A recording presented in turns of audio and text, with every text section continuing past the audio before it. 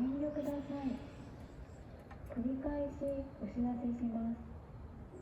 火は指定された有料サイト以外では使用できません。バーベキューや焼肉など火をお使いになられるお客様は、公園管理事務所で手続きして番号札をお受け取りください。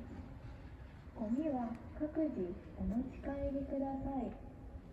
なお、公園管理事務所での手続きをされていないお客様は、有料サイト内や周辺でのテントやレジャーシート類の設営はご遠慮ください。